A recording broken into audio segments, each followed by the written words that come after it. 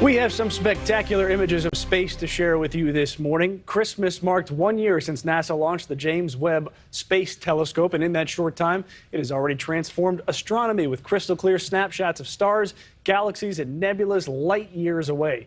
That includes this striking new image of the famous Pillars of Creation, first captured by the Hubble telescope in 1995. But this is just the beginning. Joining us now is former astronaut Jose Hernandez. Jose, thank you for joining us. Thank you very much for having me, Mitch. Happy to be here. Happy New Year. Happy New Year. We're getting there. It's a new year for the Webb telescope. It's been up there for a year. The pictures are great. What I keep reading, though, is that this is about more than just eye candy or sky candy, as the New York Times called it. There's a lot more than pretty pictures out there. So what are we learning from these pretty pictures and from other data that's been relayed back to Earth?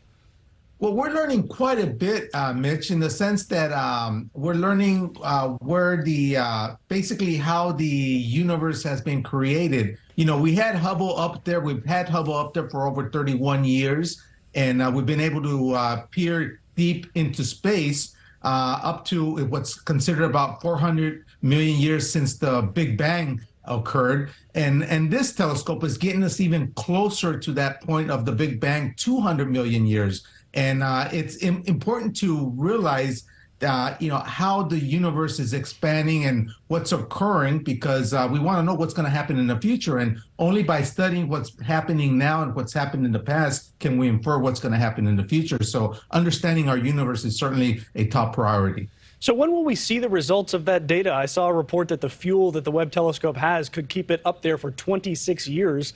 When are we going to start getting that data back and be able to analyze it?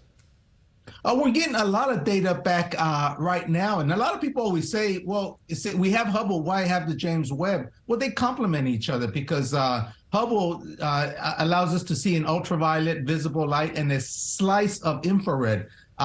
Webb allows us to see a big range of infrared. That's where light that we as humans can't discern, but the telescope can. So we're seeing a bunch of other information that the Hubble did not see. And we're seeing data already, for example, that the Morpheus comet, when we had that double asteroid redirection test where we try to change the direction of an asteroid. That Armageddon project, right? We're going to try to move a celestial body, and we finally did it. We did it, and the telescope caught the impact and was able to calculate that we displaced about 1,000 tons of debris that went off and helped redirect that asteroid. So we were very successful. So with this telescope, it allowed us to quantify the effect of that impact. So I understand that the Hubble's mirror was about 3 feet. The James Webb mirror is about 21 feet. And there's another project that's already planned where you're going to have a 12-meter mirror, so about 36 feet, if my conversion is anywhere close to correct, yes. There. It's called the Habitable Worlds Observatory. So the Webb is great, but we're already planning the next big thing. What's the next big project?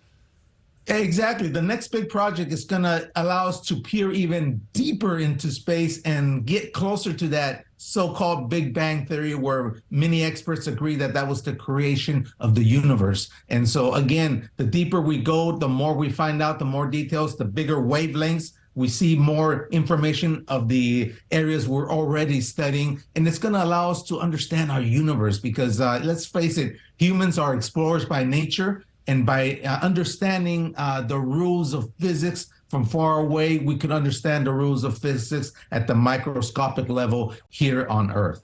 Thank you for watching. Go to newsnationnow.com to find NewsNation on your television provider. And don't forget to click the red subscribe button below to get more of NewsNation's fact-driven, unbiased coverage.